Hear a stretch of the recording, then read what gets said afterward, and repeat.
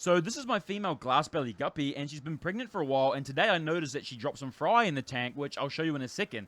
Welcome back, fish freaks. I'm in the fish room right now, and something crazy's happened. One of the guppies that we got recently, I'll link the video just down here, go watch it, has actually dropped her babies. I didn't even know that she was that far along. I knew she was pregnant, but I didn't expect them to come today, so I haven't been ready at all. So yeah, let's jump straight in and have a look, and I'll show you what's happened. So this is my female glass-belly guppy, and she's been pregnant for a while, and today I noticed that she dropped some fry in the tank, which I'll show you in a second. You can see the liver, which is that bright orange spot. You can see here one of the baby fry just sitting on the glass, on the silicon, and it's very, very small. They're smaller than what I would have thought, but they are big enough to eat baby brine shrimp right from the word go. So I'm going to get these ones put in a little breeder box, and then I'll feed them brine shrimp a few times a day. But you can see it's absolutely tiny. You can see the tiny little eyes and the little tail. I managed to find around 7 of these guys, and yeah, they were all just kind of chilling around on the ground or by the sponge filters. You can see here that I have some acrylic yarn mops that I use for breeding out my rainbow fish, and I've just placed them on the ground to give the fry somewhere to hide. I would use more Java moss, but it would require a lot of Java moss that I just don't have on hand at the minute, and like I said, I was a little bit ill prepared for this, so I figured this will do nicely. You can see the little cherry shrimps, they're enjoying the yarn on the ground, and they're basically just looking in the yarn for any kind of biofilm or anything, and you can see a few rhizomes from some of the Java ferns that I've had in there as well. I wanted to give the fry enough chance to be able to run from the mother so that they wouldn't be eaten. And here I have some Java moss that they can also use, which is just sitting in top of the sponge filter. This clump of mass here that you see is a mixture of hornwort, alodia, and some other random little plants that I had floating in another one of my breeding tanks. You can see here that one of my mystery snails, he's loving it, he's just munching on it, but he shouldn't harm the fry in any way, and he's just kind of chilling, so I'm going to leave him. But yeah, that's the setup that I use to ensure that my fry have the best survival, seeing as I had to make it in a bit of a pinch. So as you can see, she's dropped a few babies, and they're hiding. She's still having contractions, which means she's still going to have more babies. Only Guppies told me that she could have anywhere from 20 to 40 babies, so that's insane. She's not done just yet, so I'm going to give her overnight to fully drop them all, and then I'll put them into the breeder box so that the fry can grow out without being predated by the mum. It's absolutely insane to see that she's actually dropping these babies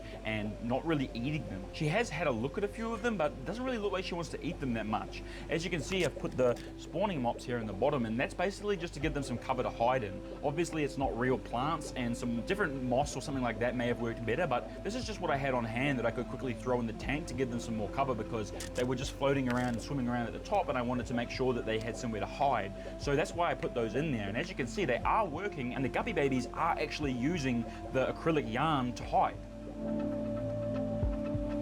So it's important to note as well, fish freaks, that I've actually got the female separated from the male, because if you have any other fish in there while she's dropping them, they may just follow her around and eat the fry as they come out, or actually still try and breed with her while she's actively dropping babies. So it's very, very important that if you're trying to breed out guppies or any live bearer, or actually any fish for that matter, when the fish are actually hatching or being birthed, you have to make sure there's no other fish, otherwise the risk of predation of the fry goes up a ton. Also, my albino PRTDE guppies are also pregnant. This mama here has already dropped a couple of fry, but now she's pregnant again, and so I'm going to have to do this whole process all over again when she's ready to drop hers. I'll remove the male and the 3 little fry that are swimming around with her that you can see here. You can actually see her gravid spot as well, which I'll show you right here. And another important factor of this as well is I don't have her in a breeder box already, because sometimes when mother guppies are in a breeder box, it can actually stress them out and cause them to not drop their fry, or they can delay labor for a long period. So instead of taking anywhere from 2, 3, 6 hours, it can be a few days before fully dropped all the babies. This can really stress the mum fish out, and I just don't want to risk losing her because I only have the one fish, and she's a living animal. I don't want to hurt her. So there we have it, fish freaks. One of our guppies is finally dropping her babies, and it's only actually been a